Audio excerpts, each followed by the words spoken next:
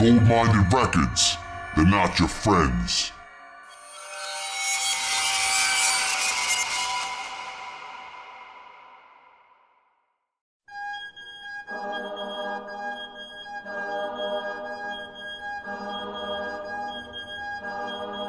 Welcome to Horror Headquarters, a weekly horror podcast. I'm your host, Klive Kraven, with my lovely co-host, Naya Banks. We are here to bring you the best in all things horror. News, reviews, updates, interactive polls, discussions, interviews, and more. Stay tuned and stick around as we take on the horror genre. From the rotting graves of zombies to the blood-soaked fangs of vampires. From the claws of the werewolf to the vision of the apparition. Prepare for the slaughter orders. This is Horror Headquarters. We're just dying to talk horror. What is going on, people? It is Klive Kraven, and I am back delivering another episode of Horror Headquarters, and I am here with my lovely co-host. It's Naya, people. That's right, and this is episode 11, and this is our Candyman Trilogy. So obviously we're going to be talking about all three movies in the franchise. Got quite a bit to say about this, and we will be meeting the man himself, Tony Todd, coming up here in March at Monster Mania 39. So we are very excited about this. I've been waiting to dive into this one for a while. I've been waiting to revisit this trilogy of films for a long time, so we have a lot coming ahead. We have, of course, the bone-breaking news, Pick Your Poison, body count reviews, our Vital Organs discussion, obviously focused around the Candyman Trilogy, and, of course, our poll of the week with the results from last week's poll.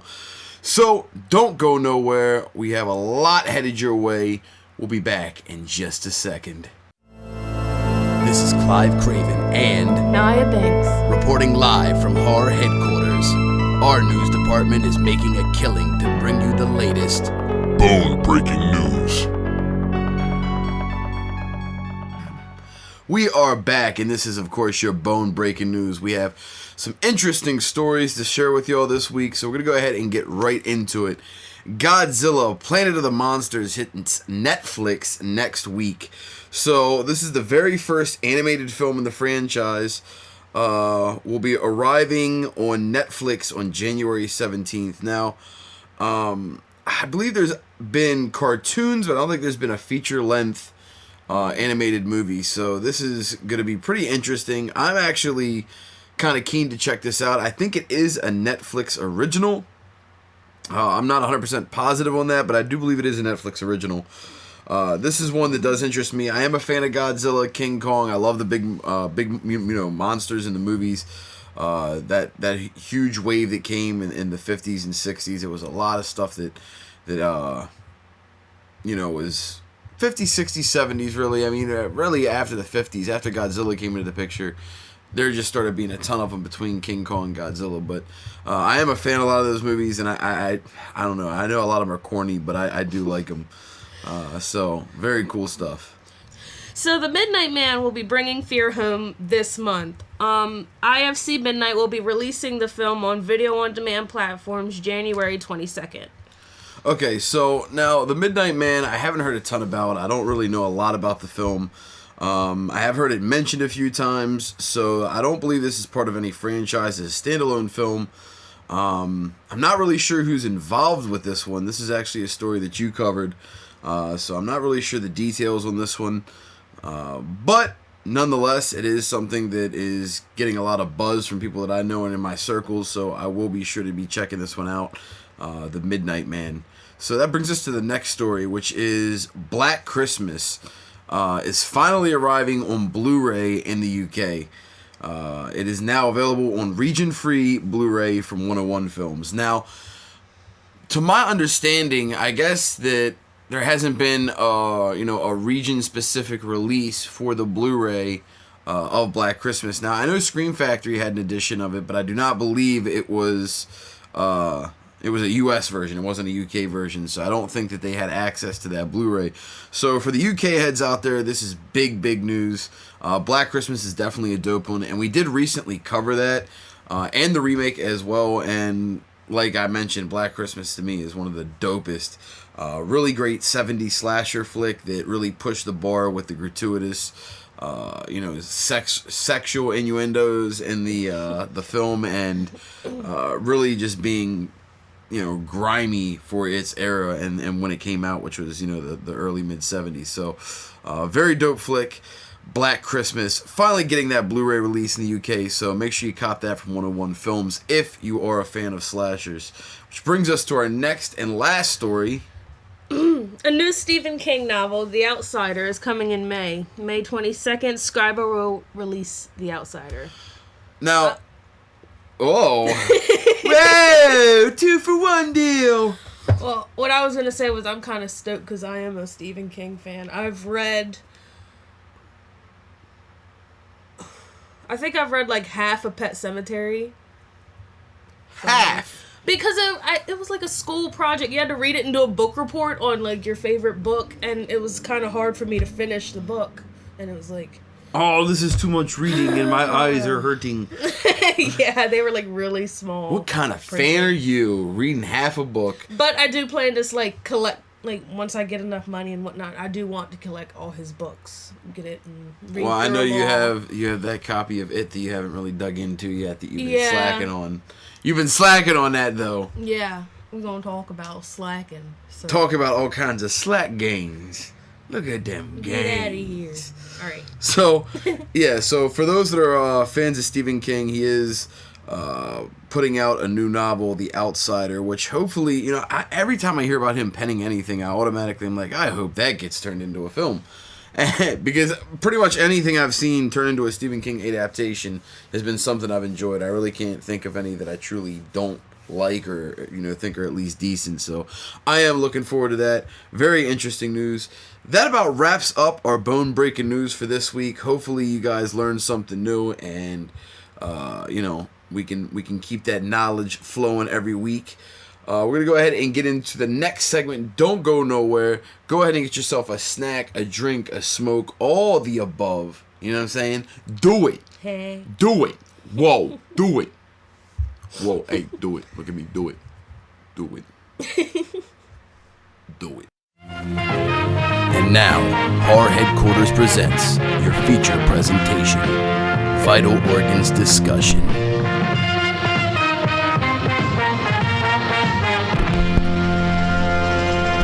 And we are back, and this, of course, is your Vital Organs Discussion, and we are talking about the Candyman Trilogy.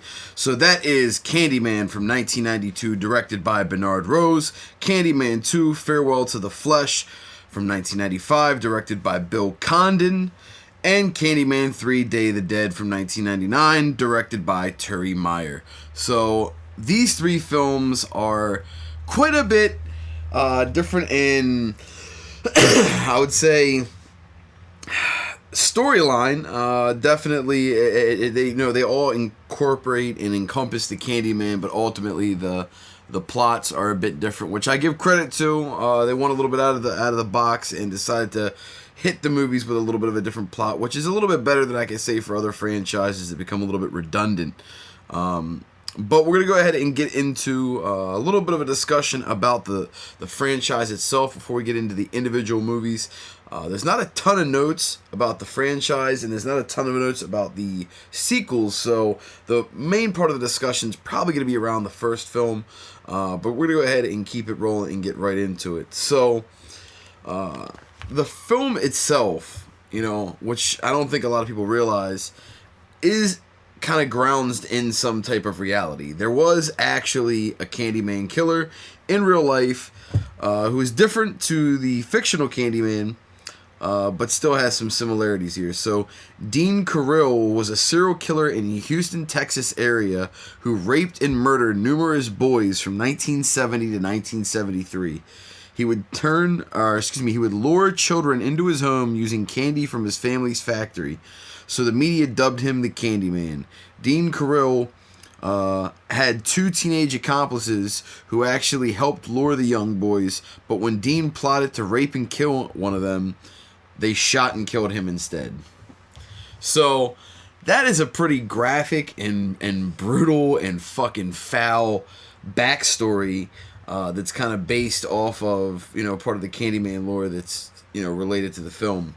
There was also, an additional story that we'll discuss and get into a little bit later that's kind of related, that's also pretty fucked up, that's more real-life backstory that I think is really intriguing. But, yeah, that for me was a really, really crazy, factoid, and something that I was always kind of aware of. I always had an idea that there was, some type of reference to that from the beginning with that scene where the dude shows up in the bathroom and says that he's Candyman. You found him. You know what I mean? That scene to me was kind of the signification to that, and that's what eluded me to think that maybe there was more to the lore and possibly some basis to a real life character. And I'm glad that we looked into it and found that out, because I do think it is a very interesting fact, and it definitely stands out.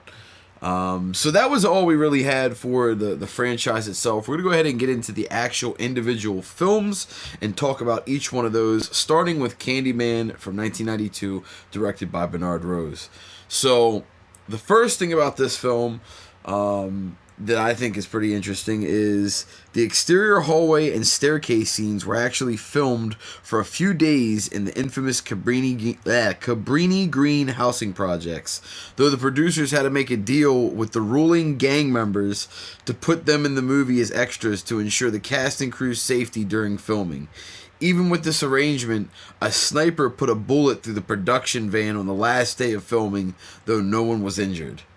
So that is fucking crazy. They are not fucking around in Cabrini Green. So I guess that was a warning, or just a signal to them that they could easily do something if they needed to, and definitely had a strong presence with armed weaponry on site. Yeah. So that's no joke, and I think it's a very serious thing. You have an obvious potential to be murdered, doing a film like this where you're basically filming in the middle of a gangland. And that was basically what they had to do here. And I think that's a very crazy, crazy backstory. And holy shit.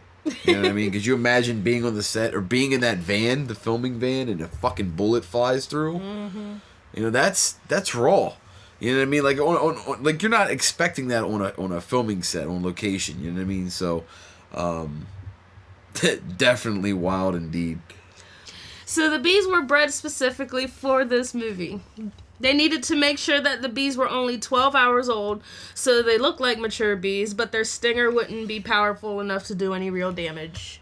Oh, so now that's smart. Now that makes a lot of sense now when I think about it, because we talked about before, Tony Todd doing those scenes where he has the bees in his mouth, and like, how in the fuck would he do that? I'm like, oh, yeah, that's nasty. Yeah, how would you do those scenes without getting stung hundreds of times, especially if you're filming over and over again with, you would think they would get irritated with getting, tapped on and being wet and against his mouth and things like that, and the breathing, like you would think that would irritate him and make him get stung more, but if they were incapable of doing it, it makes sense.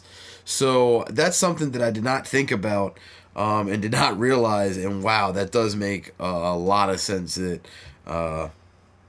that's how they probably ended up getting away with a lot of those shots and didn't have him taking a ton of damage. So now that brings us to the next fact. So Tony Todd was stung by bees 23 times during the space of the Candyman trilogy. Now, this, kind of makes sense, because I'm sure they didn't always have 12-hour bees on hand. After a certain point, obviously, the stingers are going to develop more, so it makes sense that he would still get stung. But 23 times over the course of 3 movies is not... That's about, 7-8 stings, roughly, per movie, which isn't that bad, considering he's got a ton of scenes covered in bees, totally, and no protection at all, so... I'm actually impressed that was all that he was stung by, you know what I mean, was just 23 times in the entire franchise. I think that's amazing, and obviously he must not have any allergies to bees or anything, because that's a lot of stings. And I know they say, like, when the honey, like, gathers, they say if you're, like, covered in bees, I guess, you gotta stay calm, because they can smell fear. Like, Oh, they can man. detect it. So That is no good. I was like, how do you stay calm when you know you got bees, like, everywhere? When you're about to get fucked up. Yeah, that is savage. The architecture flaw of the medicine cabinets and people being able to sneak in is something that Bernard Rose discovered in his research for the film, and there was actually a series of murders that were committed this way. That's scary. Yeah, now, we read about this, and apparently there was a guy that was using that mirror system behind the apartment to behind the medicine cabinet in that apartment to kill people. And I don't know if he was living back there or if that's where he plotted from or what the deal was, but that was fucking terrifying. Like, the thought that somebody, like, that's pretty fucked up. Like, there's a way, like, into your crib that you don't know about, that somebody's just, that's scary. That's really scary. And what makes that scary is, and we've talked about it, it's real life shit. It's not a monster. It's not a boogeyman under the bed. It's something that could really fucking happen. Yeah. And that's what makes it scary. What makes it genuinely scary. So, yeah, that is a really fucking crazy fact. And that was the one where I was alluding to earlier when we were doing the franchise notes was, this particular article, which is also based off of something that really happened. So there's a bunch of instances of different things that this film was based off of, real life events. So I think that's very, very intriguing indeed. So Philip Glass was asked by the director Bernard Rose to compose a score for this film. Glass accepted and wrote a gothic, quote-unquote, score for the chorus and pipe organ. The final version of the film was a disappointment to Glass. He felt that he had been manipulated and was presented to him as a low-budget independent project with creative integrity. Became, in his opinion, a low-budget Hollywood slasher flick. As a result, Glass withheld his consent for the release of the recordings for the score for years, until 2001. This guy here. Savagery, straight drama queen shit. So that's pretty shitty because I don't view the film. I wouldn't necessarily say that. I don't know. I guess I could see the point of calling it a slasher flick, but I do think it has a little bit more heart and story to it. The Daniel Robitaille story I think is very deep and interesting indeed, and I think it does have a lot of cool parallels in it. But the problem is people are gonna lump it in however they see fit, and everybody's gonna have their own view and opinion on things. And apparently, classifying it purely as a slasher is where Phil Glass went with it. Now, I will say that the composing in this movie is epic, and it is, noticeable and memorable. It's one of the things that everybody, I think, remembers about the Candyman movie is the music in that theme. It's very, very memorable. And, it's even the film is shot, I think, in a very dope way and has a very unique feeling that I do think sets it apart. So I am a little bit let down that Phil Glass was not a fan of the movie and, was not even willing to give consent to let the soundtrack be pushed like that until 2001. That's pretty shitty. Fucking dick. This guy. You fucking asshole. On the... Sorry, I got the cold. I'm sorry, the cold is killing me. It's coming back. I know, we passed it back and forth. We're both dying. On the DVD commentary, Alan Powell. Alan Powell. I don't know. Said that had Virginia Manson been unavailable, the part of Helen would have most likely gone to the then unknown Sandra Bullock. Wow. So if Sandra Bullock would have been Helen, I don't know. I'm not sure how I would have felt about that. I mean, I'm not saying that she would have been bad. I'm not a hater of Sandra Bullock at all. It's just I don't know. I picture it's hard for me to put anybody else in that role because Virginia Madsen as Helen is what I know. Mm-hmm. You know what I mean? And that's what I have the visual memory of, and that's what I picture and what comes to mind because that's what already is in fruition. However, I could see a potential of somebody else doing it, but I don't know how I would feel with Sandra Bullock in that role. I don't know. She's been in a lot of shit, but she hasn't been in a lot of horror shit. You know what I mean? In fact, I can't think of a single horror movie that Sandra Bullock's been in. I don't know if she's been in any. Maybe the closest thing she's ever been in that was close to horror would probably be The Net. And that's a thriller. Premonition. Yeah. Premonition. You're right. Okay. That's like a thriller. And you know what? That was actually pretty good too. So I don't know. Maybe she could do something, but I don't know. It's just hard for me to place and picture that, but moving along. So, Sweets to the Sweet, which is written at the crime scenes, is a line from William Shakespeare's Hamlet. Hamlet. It sounds like ham omelet. Ham omelets. Shouts out to Hamalama Ding Dong. So the funny thing is, the Sweets to Sweets line is actually in every single movie. Mm-hmm. Excuse me. It's like written in different ways too. Yeah, and it's written in blood, it's written in paint, and I believe also it's written in honey at one point.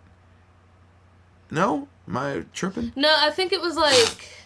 It was definitely blood in the third one. I think it was like graffiti in the second one. The first one because it was spray on the woman's door, remember? With the baby. Yeah. I can't remember what the second one was. Yeah, it's dope though that they have a reference, like a line like that to something from Shakespeare, and that's definitely a cool homage to a writer and a nod that I definitely appreciate. So, moving along. Virginia Madsen is allergic to bees, so an ambulance was always on set while filming the bee sequence. So, I did not know this until we went exploring, but that is pretty terrifying that she did have a bee allergy, and they were filming continuously with tons of bees in a lot of these scenes. And being stalked by somebody that literally has bees as part of their villain persona and you're allergic to them, that might have added a little bit of real fear to Virginia Madsen during the filming. But it's good to know that she had enough, trust. Yeah. Yeah, you have to have enough trust not only in the person that you're acting with, but the director and the staff and the bee handlers and anybody that's, basically involved in the filming of that specific sequence. So props to Virginia Madsen for toughing it out and delivering a classic performance and giving us being a part of the Candyman film. So this film is included among the 1001 movies you must see before you die, quote unquote, edited by Steven Schneider. Schniedelviction. Dr. Schniedelviction. I don't know where Schniedelviction came from, but whatever. Actually, I do remember. What the hell was Dr. Schniedelviction? I don't know. Somebody will hear that and fucking catch the reference. But anyway, so Beer Fest, I think. Yes, Beer Fest. Dr. Schniedelviction. Sorry, I had to get that out because it would bug me until I remembered. So yeah, this film is included among the 1001 movies you must see before you die, edited by Steven Schneider. Now, that doesn't surprise me. I do think this is one of the dopest horror films of the 90s, and I do think that the Candyman stands out as being a very noticeable horror icon. And I can't say how excited I am to finally have the opportunity to meet him. It's going to be fucking dope. Oh, I'm super excited for it. Monster Mania cannot get any closer. It's less than 2 months away now. Actually, it's about 2 months exactly on the dot now. Mm-hmm. So we are very, very close, and I am very excited for this. Anyway, moving on. Cassie Lemons. Casey Cassie. I'm not sure. It's Kasi, so we're going to say Cassie. That's Casey and Cassie combined, right? Whoa. Kasi Lemons played the best friend here, Bernadette. She played the best friend in another slasher movie before this, The Silence of the Lambs from 1991. Yeah, so that's pretty cool. She's always the best friend, it seems like, in the horror villain world. No, at least in these two films. So I guess that was kind of cool that there was a little bit of a nod there. Maybe it was intentionally done by the director, especially with these films being so close. I believe Candyman came out in 92, and then Silence of the Lambs the year before. So only 1 year apart for these movies, so it's not even like a big gap between them. So it's kind of back to back with the same kind of role. I feel like, well, I've seen this on the IMDb page. It technically did come out in 1991, but it was like the tail New end. Year. Yeah. So they were like, oh, why not? Yeah, I was about to say, I vaguely remember seeing something about 1991 being associated with the movie, and I'm sure that maybe most of the filming was done in 91 and didn't release till 92, so that does make sense. Why not make it the first movie of the year? Oh. It's a new year, new movie. Everyone's dying. Oh. Except us. So, there's a Guy Fawkes mask hanging next to Helen's bathroom mirror. Fawkes is an infamous figure in English history, perhaps an allusion to the source novella, which is set in England, who attempted to blow up the English Parliament on November 5th, 1605. Guy Fawkes Day was traditionally celebrated by lighting bonfires and burning Fawkes in effigy. Although this practice has been curtailed in recent years by the fire department.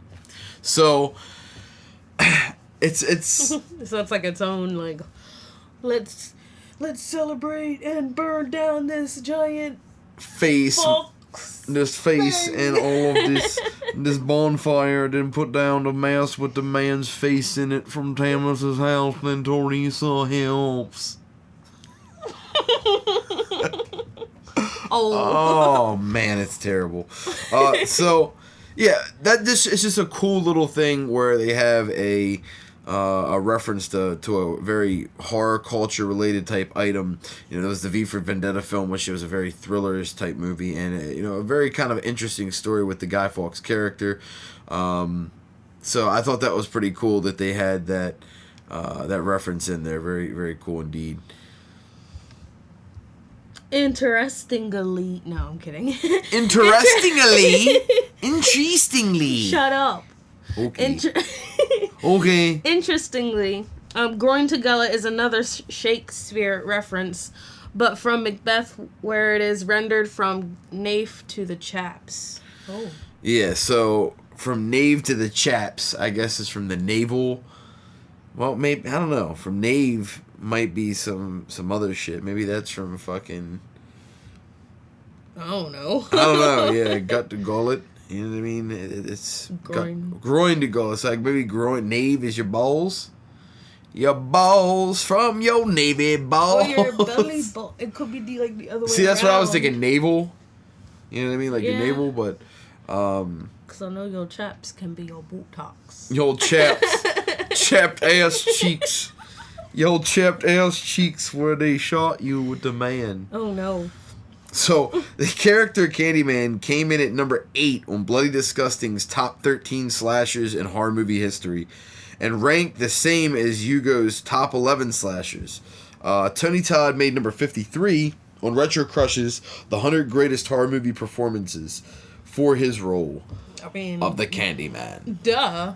It was phenomenal. Yeah, so, this just brings me back to all the dope shit that Tony Todd has done outside of even this movie. Night of the Living Dead remake is one of my favorites, and obviously he plays the one of the main roles in that, and it's just absolutely brilliant to me. The Ben character. So, excuse me, it's absolutely brilliant that a year later. Because that was 1990. A year later, he's playing yet another huge role. Well, 2 years later, I guess, because the 91, end of 91, 92, whatever. Yeah. But, having those two huge roles back to back really cemented him as a horror icon. And then, of course, later on playing Death and Final Destination and being involved in the Hatchet franchise. And he's just in so many dope franchises and has appeared in so many other ill horror films, a real legend of the industry for sure. So,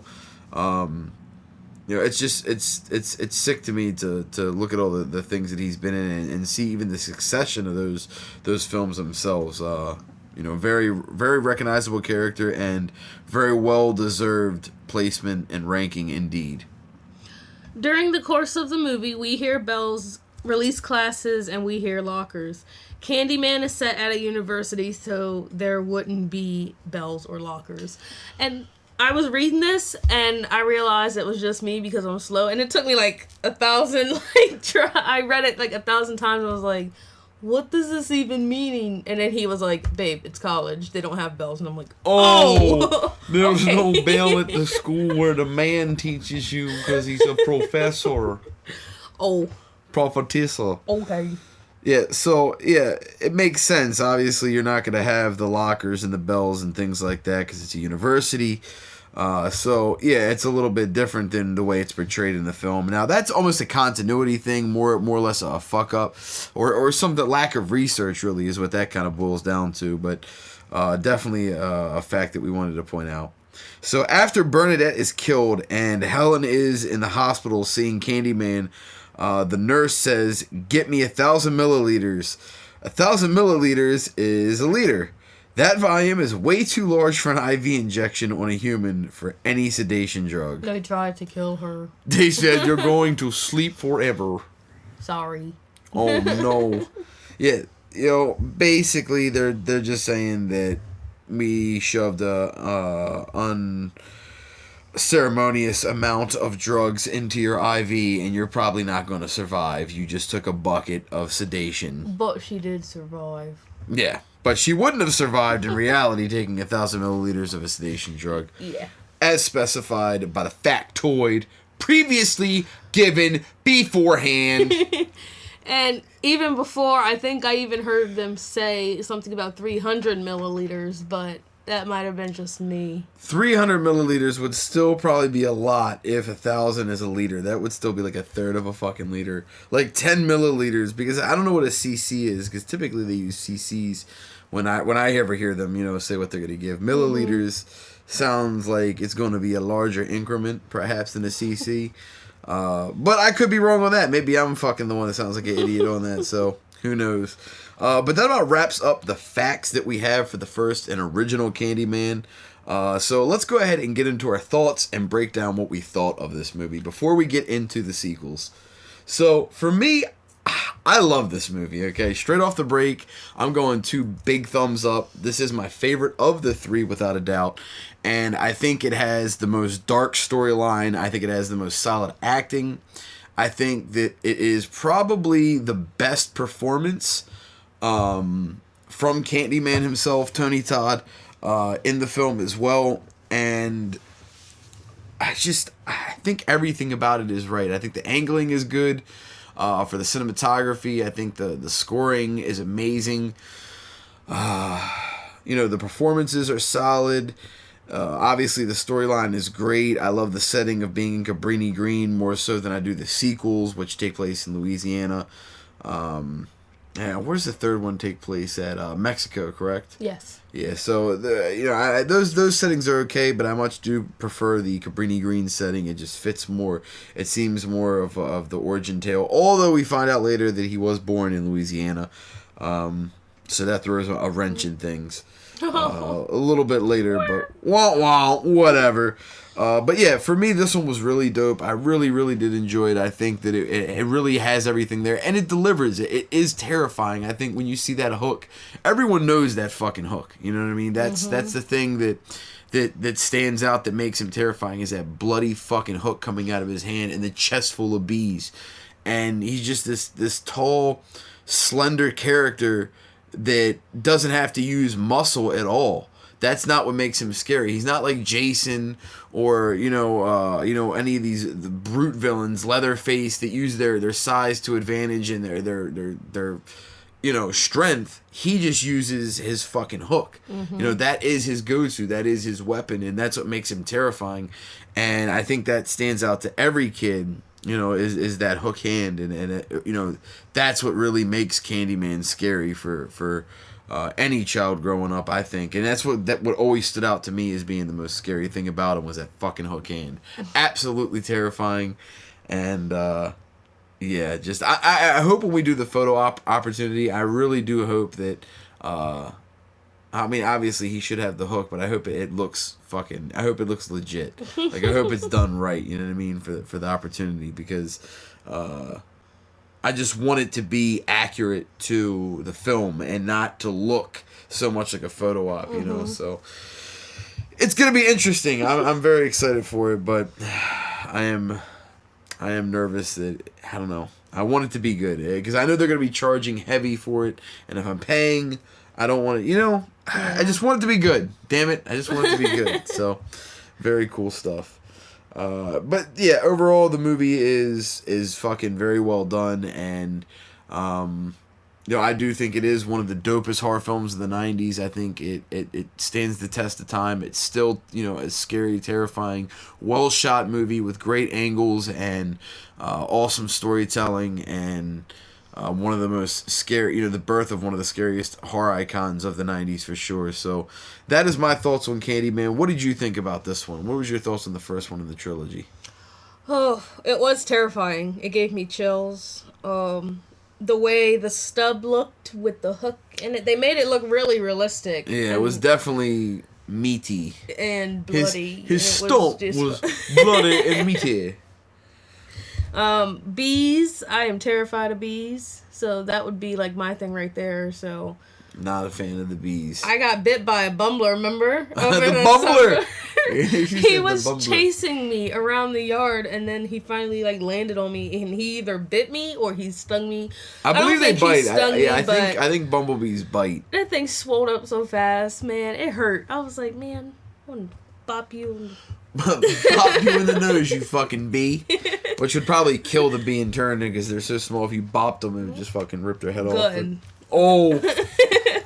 No, but yeah, so it's like, even the backstory. I remember hearing multiple things about the backstory before actually seeing the movie, and I didn't see the movie till about 4 or 5 years ago, maybe. And I've seen it on TV first, and it was like an edited version. So yeah, the version that we watched recently, the DVD was the unedited version, which obviously has a little bit more than they show on TV. Quite a bit more than what they show on TV, because when they did air that in the early 90s especially, things were even more tamed and censored than they are now. You can get away with a lot more nowadays than you could back then, so it definitely has changed. What is your rating on this film? I gave it 2 thumbs.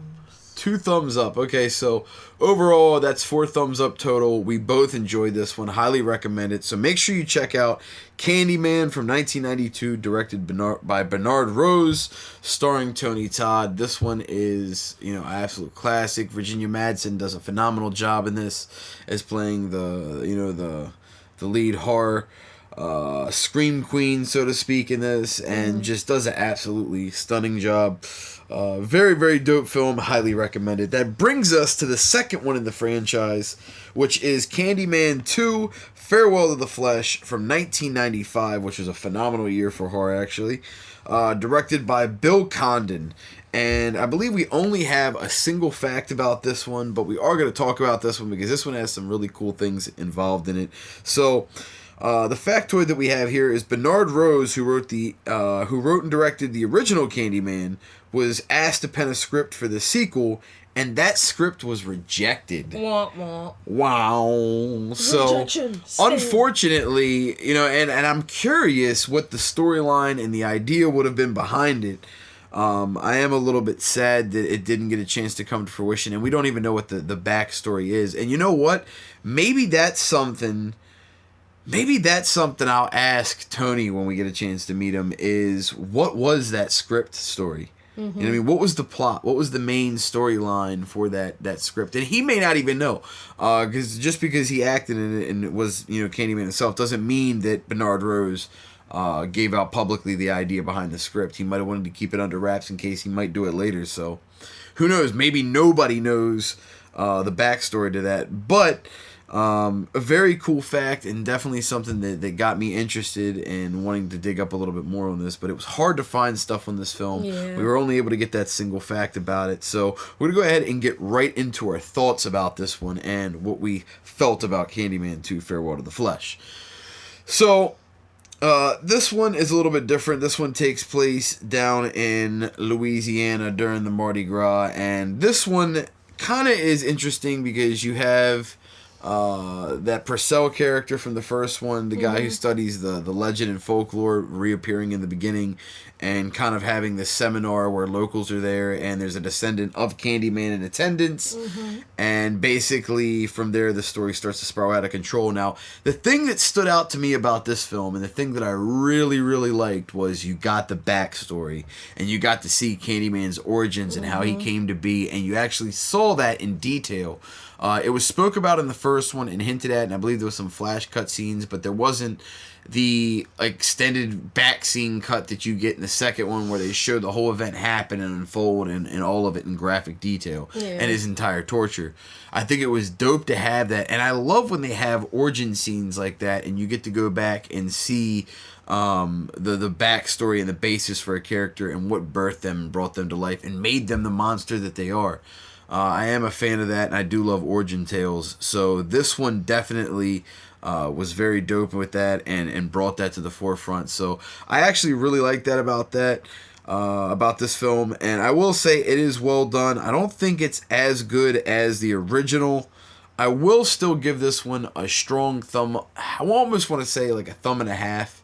It's probably about a thumb and a half. Oh, not quite 2 thumbs. It's not quite 2 thumbs, but it is really good. I did enjoy it. It's definitely a strong thumb up, and one that I enjoyed out of the franchise. I don't think it's as good as the first one.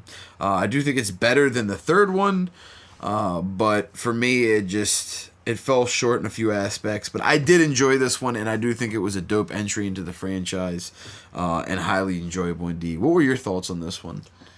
Like you said, the backstory, so I definitely love getting the backstory. And then knowing that something so, like, common nowadays could cause so much trouble back then, like, obviously with slavery and whatnot. And the backstory, what he fell in love with a white woman, I guess, the master's daughter or whatever. Yeah. Whatever, and then got her pregnant and whatnot, and everything blew up, and they took revenge, and yeah, so it's like, wow.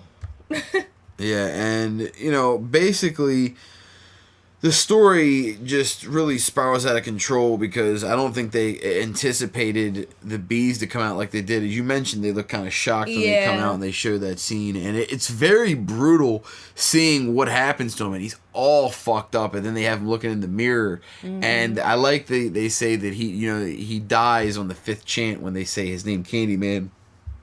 And that's why it takes 5 times saying his name in the mirror in order to bring him back. Yeah, I think that was a really cool tie-in and a great way to explain the reasoning for that and the logic behind it. So I definitely like that and think that was really cool. But yeah, Candyman 2 was very enjoyable.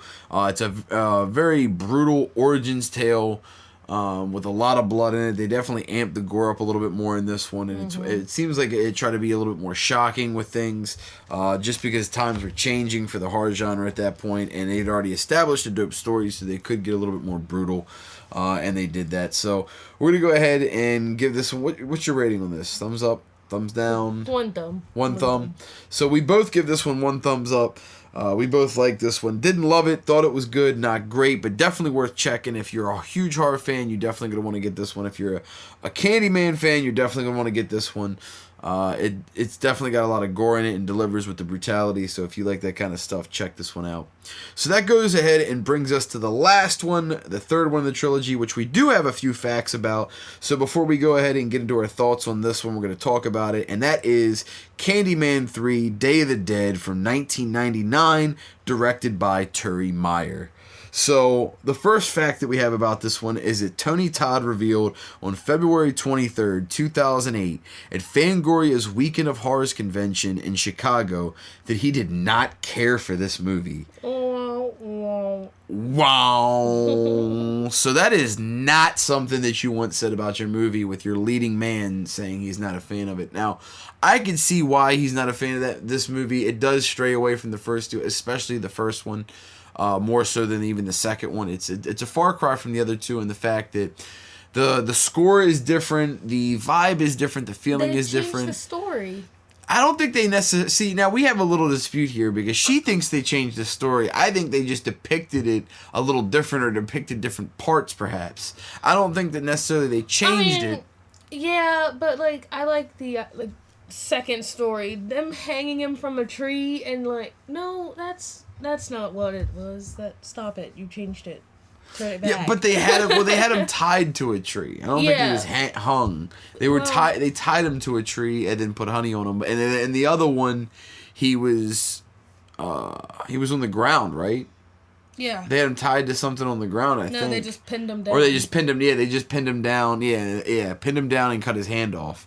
And then they put the honey on him, and then the bees came. So it was a little bit different, but I don't necessarily think that it was showing a different attack. I think it was just a different scene of the attack. I think they showed a different part of that sequence. I think at least that was my understanding of it. But it, but it could go either way. So we have our little dispute there with that. The first Candyman film to go in straight to DVD in the US, UK, and AU. I guess that's Australia. Yes. Okay. So. Yeah, this was the first one to not really get a push like it needed, and unfortunately the film did not perform as well because of that. Also, I believe this is the first film that Artisan put out, which was a different company. Sony, I believe, was involved with that company. But yeah, so this was a different company to put this out and release it and put backing into it, and basically because of that, it didn't get that type of release that it needed. It didn't get the same type of attention that it got previously with the first two films. And that is unfortunate. So, shortly before production began, Artisan discovered that Sony, who distributed the film first, the first film in the US, had legal right to any sequel. Someone in the legal department had not checked, but luckily for them, Sony passed on any involvement, and the film was free to go on. Okay, so actually Sony passed, and Artisan discovered it. Okay, so that makes sense and clears up my previous statement a little bit.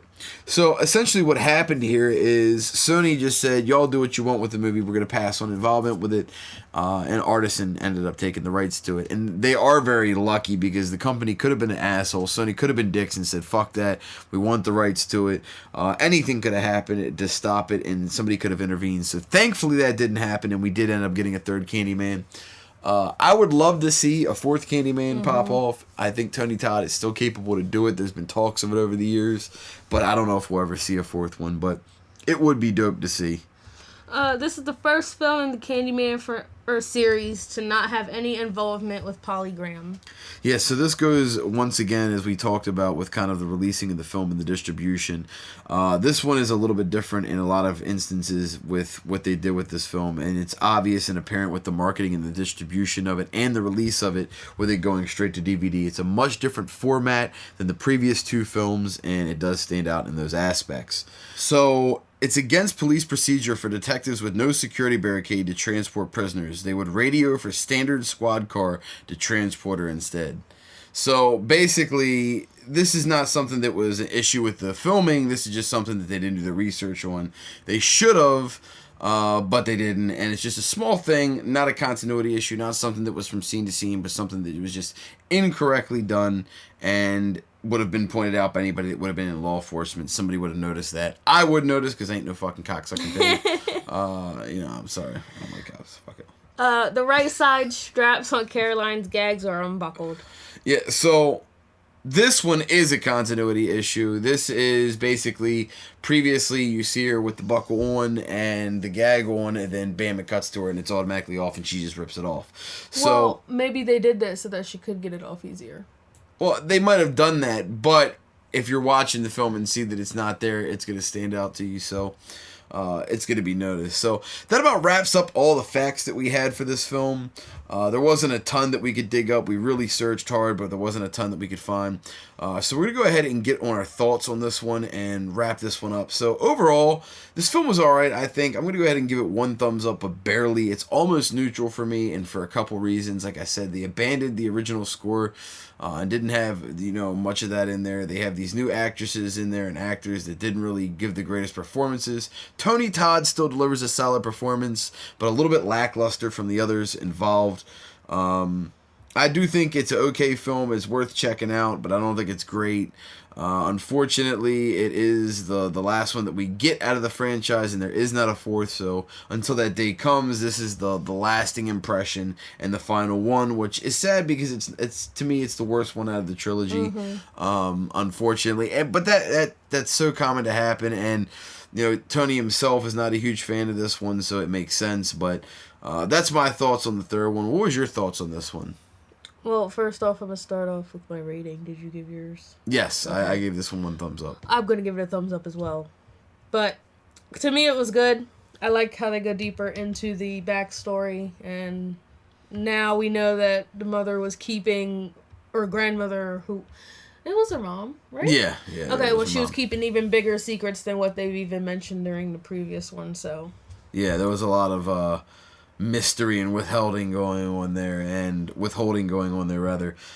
that does come to light and fruition, and you kind of get the backstory and find out about the family, which is really cool to get that. And they once again they show more of the story of Candyman as well, and that's flashed on too. So very cool to see that happening. And very cool. So you give this one a thumbs up. I give this one a thumbs up. We both liked it, didn't love it, thought it was good, but not great. Definitely worth checking. If you haven't seen this one, go check it out. If you're a fan of Candyman, you're going to like this one. If you really like that brutal, gory stuff, it definitely has some brutality in there with some savage kills.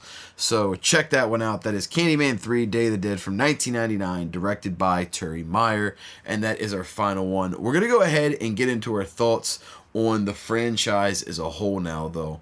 So let's go ahead and get into that. Yeah, so collectively, all three films to me are a dope trilogy. They are enjoyable. They do give you a ton of the backstory on Candyman, and they are brutal. There's a ton of kills in all three of them collectively. You get to see that hook slash through a lot of gullets to groins, groin to gullets rather, and it's really just brutal, you know what I mean? And if you really like to see a lot of gore and blood in your horror films, they definitely deliver on that aspect. They deliver a creepy story that stands out and is chilling. They bring you an iconic horror villain that stands out and is memorable with the Candyman. And they're just really well done. And I really do enjoy these films. I'm a big fan of all three. I do think that they are dope as fuck as a whole. I do think they progressively degrade in quality in time. I think the first is the best. The second one is okay. The third is not so great. But actually, I'll say that even the second one is pretty good. The third one is just okay, not so great. But yeah, the first two are really dope. The first one is amazing. I think it is a real classic and a gem. And for 90s horror, the trilogy just does wonders. I think it's a great one. I think it's up there with some of the most iconic villains as far as the character of Candyman. I think they created something very terrifying with the bees and the hook. I think it stands out and stands the test of time. Very, very dope franchise. Overall, I do love the franchise. It's one of my favorites, and I think that it's just something that every horror fan has to experience if they haven't seen the Candyman films, which surprisingly I have met some huge horror heads that have not seen the movie, so it's not that surprising that people haven't checked those. But yeah, check them out if you haven't. Highly recommend it. What is your thoughts overall on the trilogy as a whole? Did you give a rating? You did? I'm not going to really give a thumbs up or a thumbs down on the trilogies, but we already gave our thoughts on the individual films, so really it's more or less what we think about, what are your thoughts on the trilogy as a whole? Not necessarily your rating of it. First one was definitely the best out of the three. Yeah. And 3 to me was the worst. But like I said, the backstory gets deeper and deeper. Then you meet different descendants and whatnot. So I guess that's a good thing because now it goes bloodline type. Yeah, and that's done with a lot of different movies. We see that with Hellraiser and a bunch of other movies where they kind of have odes and nods to family members down the line. Leatherface recently did it with Texas Chainsaw 3D with having the relative in there with the female. So there's all types of references to the family being used in there and bloodline type deals, and I think it is cool when they do that, and I do respect that. So overall, we both enjoy this franchise. We both think it is dope, and I had fun sitting down and going back through all three of these. Definitely check them out if you're a fan of brutal slasher flicks. We will say it's slasher, even though I don't necessarily consider it a slasher, the original. I can see it more so with the sequels, but I don't think the original is necessarily purely a slasher. I think it's a great horror storytelling joint that has slasher elements in it. So that about wraps up this Vital Organs discussion. We hope you thought or excuse me, we hope you learned something from what we talked about and gave our thoughts on, and hopefully you picked up some new information on the franchise and something you can take away from this show. We're going to go ahead and get into our next segment, so don't go nowhere. Before we get into that, though, we have a special sponsor trailer coming your way, so stay tuned for that. We'll be back in just a moment. Camp Killigrew is not your ordinary summer camp. The locals knew about the horrors of Killigrew.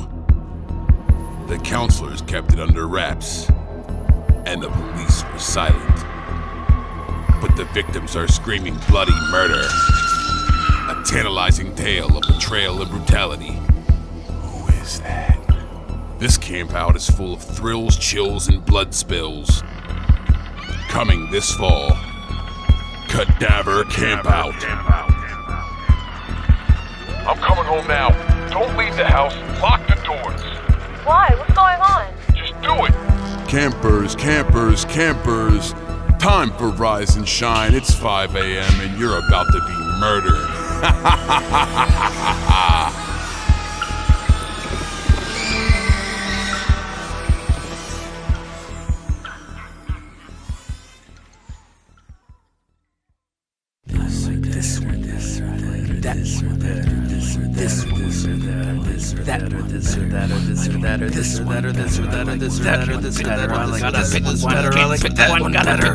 Pick your poison. Boom. Boom. Boom. Boom. Boom. Boom, boom.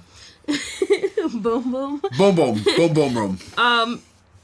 Boom, boom, room with a guy. dome, dome. It's you pick your poison. We have 2 movies. I believe we've done it in a group already, though. Yeah, we did this in the group, but I wanted to bring this one to the show because I wanted to watch these with you because you Yeah. had not seen either one of these, and these were 2 of my favorite 80s slashers. Boom. Boom, boom. So Slaughterhouse from 1987, directed by Rick Wrestler. Ricky Rouse. Shut up. I've No, been waiting. stop. I've been waiting for you to get to this because Ricky Rouse needed to make an appointment at the pawn shop. That's right. I'm here to sell all these DVD tapes and all these video cassettes. Rouse. I got a VHS. Stop. Bacon. Stop. And versus Madman from 1981, directed by Joe Giannone. Giannone. So, both of these movies are featuring a heavy-set farmer killer, and that is one of the big ties to them. And I think they are awesome in the fact that they both build up this legendary character and killers in both of them, with the backstories for Slaughterhouse and for Madman. With Slaughterhouse, you have just a regular dude that is the son of this farmer that is batshit insane, about to lose their farm. So the son goes on a rampage and basically kills the people that are trying to shut down the farm, and anybody that comes in contact with them and trespasses on their farm. With Madman, you kind of have a story of a character that is seemingly supernatural. He's not really alive, it seems. He's more of like a monster, kind of like a Victor Crowley kind of creature from Hatchet. He kind of has that kind of vibe. But this is from 1981, so this is a while back. Now, both of these films are dope in the fact that they really deliver on the brutality and the gore. You do get a decent bit of kills in both of these, but they're not over the top, I don't think. I think Slaughterhouse is probably a little bit more brutal and probably a little bit better. I like the character more. Madman Mars I like more than Buddy, but I do think that overall Slaughterhouse is probably a better film. So I think I'm going to go with Slaughterhouse for my pick, although I think Madman is a little bit more stylish. I think Slaughterhouse is probably the better film overall. So that is my official pick. Which one are you going to go with, and what are your thoughts on these movies? I don't know. I kind of like Slaughterhouse better, but Madman was good as well. So it's kind of like teeter-totter. So if you have to pick one, though, which one would you go with if you have to pick? Probably Slaughterhouse. Probably Slaughterhouse. Because Buddy and the little hog Little. sound. Yeah, he gets me with that. So what about these films stood out to you, and what did you like about these two? There is definitely similarities between them both, and I see why you Pit them against each other, yeah. Even the artwork for the movie covers. Yeah. And I saw them. Yeah, they do have a little bit of similarity there. I don't know. I guess Slaughterhouse, it's basically the father putting his fucked up son up to the evil. Using him basically to... Yeah, manipulating him. Yeah, and I don't know, Madman, I didn't get much of forced manipulation, so... Well, yeah, Madman Mars kind of works on his own. You know what I mean? So there was nobody to really kind of manipulate him or to be there. So it was a little bit of a different story. Buddy's kind of guided by his fucked up dad. Yeah. Who kind of oversees everything and allows it to happen. So... you're rolling with Slaughterhouse. I'm rolling with Slaughterhouse. So for this week, we're rolling with Slaughterhouse from 1987, directed by Rick Rossler. This guy. Big cheese chicken taquito boss. Chicken taquito boss. So we're rolling with Slaughterhouse from 1987, directed by Rick Rossler, over Madman from 1981, directed by Joe Giannone, or Giannone. However that's pronounced. Some of these names are so fucking tough to pronounce, so forgive us if we fuck that shit up. That about wraps up this week's Pick Your Poison. We're going to go ahead and keep it moving and get into our next segment, so don't go nowhere. Drop that fat, stanky shit if you got to. Now is the time to drop that fucking bomb like Saddam, son. Go up in that toilet and fucking drop that doopy doop. That fucking double doop doop. Fucking doop. Fucking doop doop. We'll be back in just a moment. Don't go nowhere unless you drop in that dupe bomb. 1, 2, 3, 4, 5. The bodies are starting to add up. Body count reviews. And we are back. And of course, this is your body count reviews. And we have just 2 films we're going to be going over this week. Didn't have time to dig into a lot of other ones, so we only have 2 coming your way. So we have The Green Room from 2015, directed by Jeremy Saulnier. Saulnier. Maybe. So this movie was fucking dope. I actually really like this one. Right off the break, I'm going to go ahead and give this one 2 thumbs up. I think this one is a great flick that just really has an amazing amount of tension and really builds up the suspense. And you see Patrick Stewart play a role that you probably would never dream in a million years that he'd be playing, seeing him play this villain character. And what a very cool concept. You have this kind of white supremacy Nazi club where this rock band is playing and they witness a murder. And from this point on, the staff and the people that are there see that the band witnesses the murder, and shit just goes south from there on. And it is just savagery. The kills in it are very, very violent and brutal. Machetes to the neck, torturous kills, just savagery at its finest. Dogs being unleashed on people. I mean, just a real brutal gore fest. This one is very, very, very brutal. Very realistic type of vibe. I like this one a lot. What was your thoughts on this one? I couldn't imagine being trapped in that situation, for one. Yeah. Because, like, you feel like...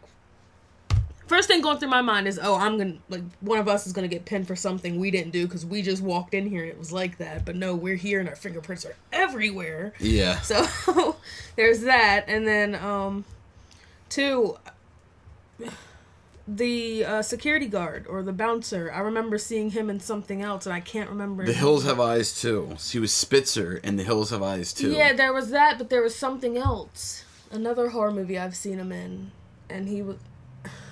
I think he was like possessed or something. I don't know. I'm not familiar with that one, but it was dope seeing him in something else again, because I haven't seen him in anything in a while, but it was cool seeing him come back. But just the characters in this are very fucking cold-blooded, and the killings are just no joke. And I like that savagery and violence in this, and I think it really, really rings a lot of bells for the hardcore horror fans. So if you really like brutality in your horror films, this is definitely one to check out. The Green Room from 2015, directed by Jeremy Saulnier.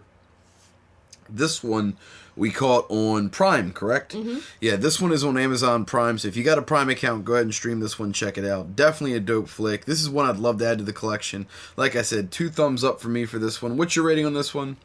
2. 2 thumbs up. So this is 4 thumbs up across the board. This is a dope one to check out. Give it a watch when you can. Which brings us to the next film, which is... Brawl on Cell Block 99 from 2017, directed by S. Craig Zahler. Yeah, so this one here, holy shit. We just mentioned the brutality of films. Now, if you're into really, really gory, brutal films, this is one for you. Now, this is a thriller film. It's a thriller / horror movie, in my opinion. It's basically a jail exploitation film, a crime exploitation thriller horror. It definitely has those elements. The kills in it are more brutal than anything you're going to catch in a lot of modern horror. You see a dude basically get his face fucking kicked into the ground and scraped across to fucking raw bone and then kicked over on his back, belly up, so you can see the face completely gone. You see a dude's head get completely cut off from being stomped into a shitter hole. I mean...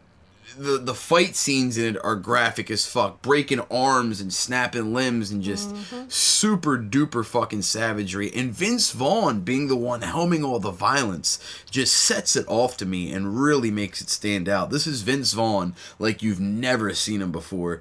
And a great role. I really do hope this film does get some nods from any award shows or ceremonies, because it's definitely that good, and I do think it is an amazing film. It's one that I really want to add to my collection, and I've noticed there's already some dope fan art out for it, or maybe it is perhaps even real art, but it's very retro grindhouse feel looking art for Brawl in Cell Block 99 that looks sick as fuck.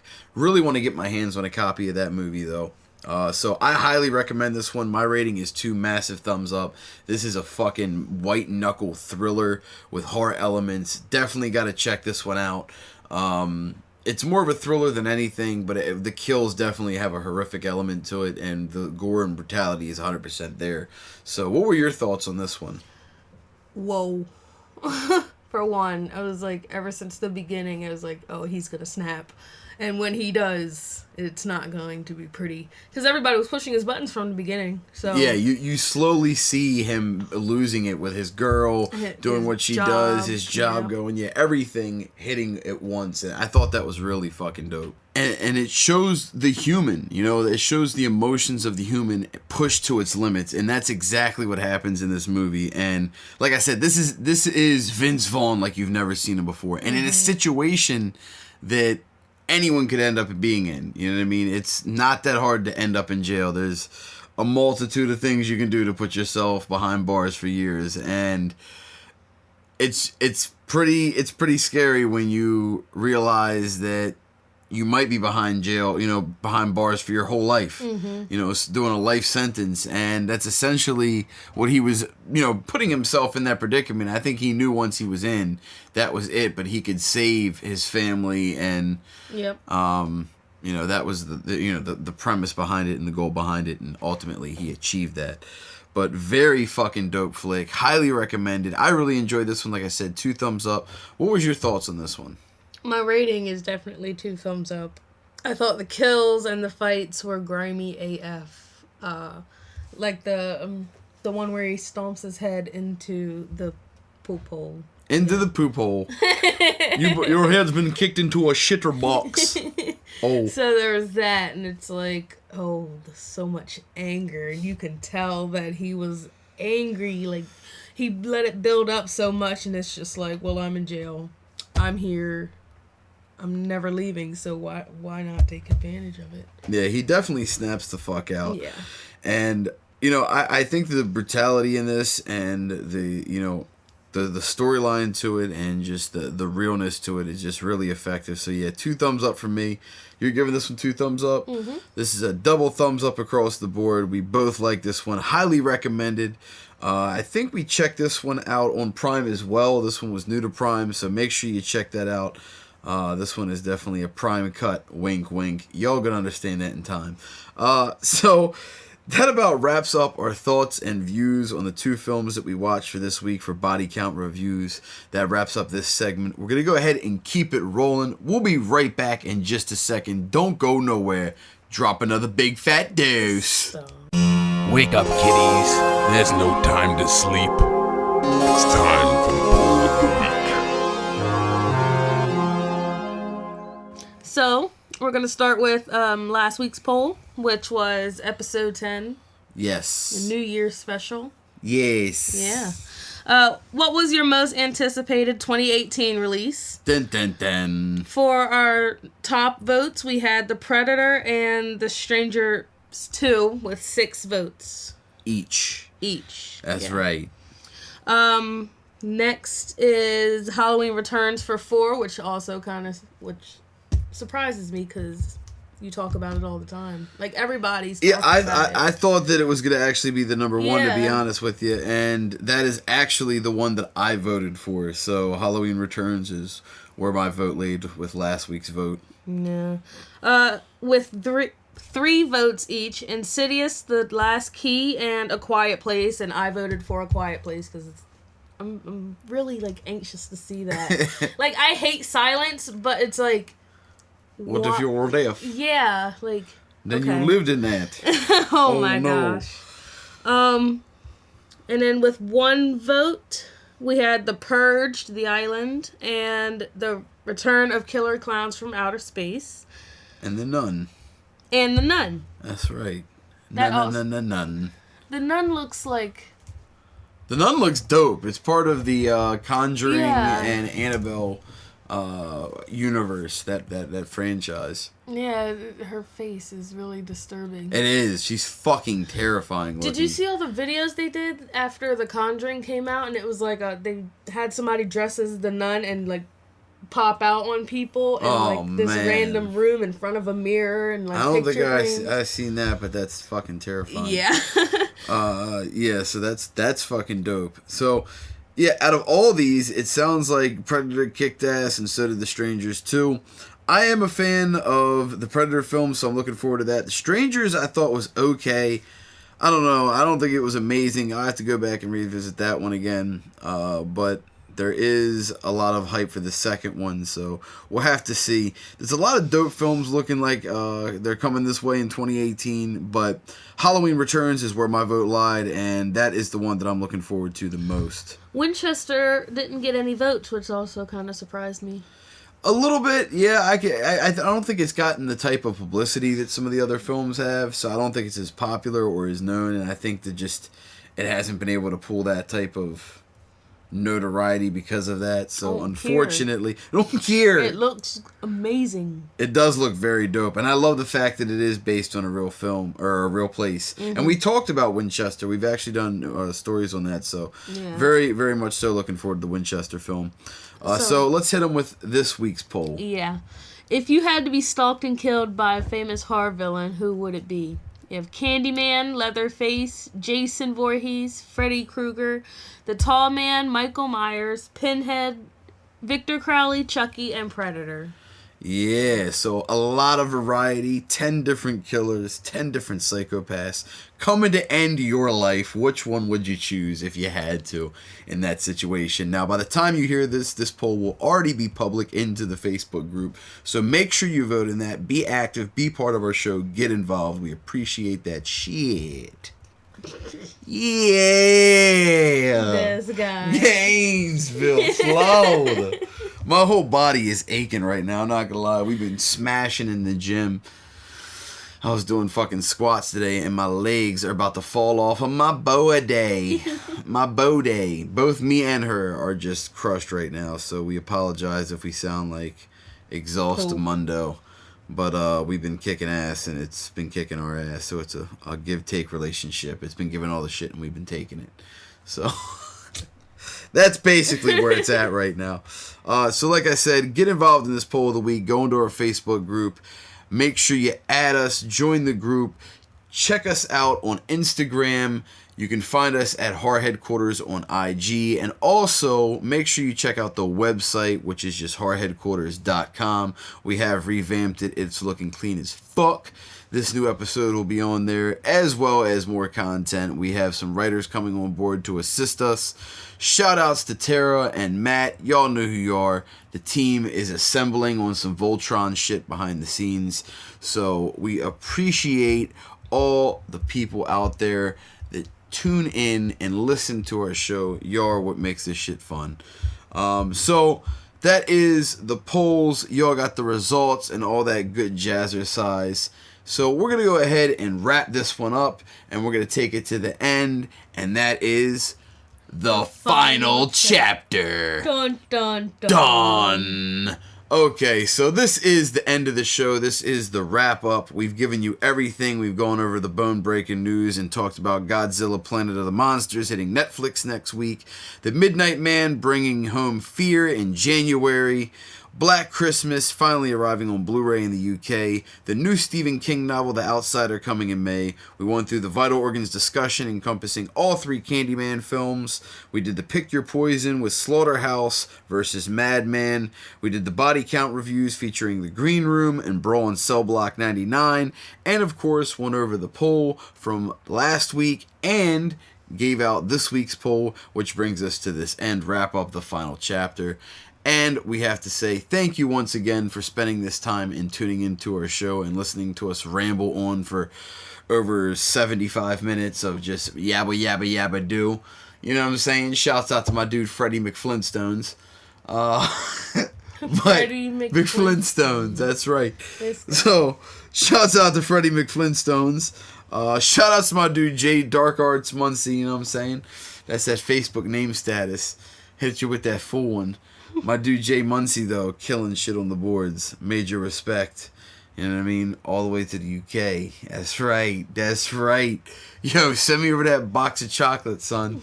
Yo, for real. He's sending over a box of chocolates and candies and goods and all types of shit. I told him I will pay you. Just send me some shit. I want some UK delights, yo. We can't get that over here, so I need my fix of UK treats and whatnots. So we thank you for tuning in and spending this time with us and listening to us talk about the Candyman Trilogy. We hope you enjoyed this show. We hope you tune in next week. We're going to be tackling another very famous franchise from the legendary Wes Craven. We're not going to tell you which one that is, but it probably just gave it away by me saying that. Or did it? Because he has several franchises. That's right, motherfucker. You're going to have to try to figure it out because you don't get to know the secrets. But we definitely have another franchise show coming your way. So, make sure you tune in next week for episode 12. That's right, that big dirty dozen. Hit it with that dirty D all up in her face. Pow, pow, mow, mow, bow, bow, cow, cow, mow, mow. All types of noises and sound effects and whatnot hitting you in the grillski there, though. And also, make sure that you do check out the website and check out all the new content that is coming, because we are working really hard to bring some really cool stuff your way, including a store and merchandise and whatnot. We have t-shirts up, so give all that shit a look down. Look it up, down, left, right, all over. Give it all kinds of lookings. All kinds. Oh. That's right. So we appreciate it. Thank you for tuning in to Horror Headquarters. This has been your host, Klive Kraven, with my lovely co-host. It's Naya, peeps. And this has been an episode of Horror Headquarters, and we are just dying to talk horror.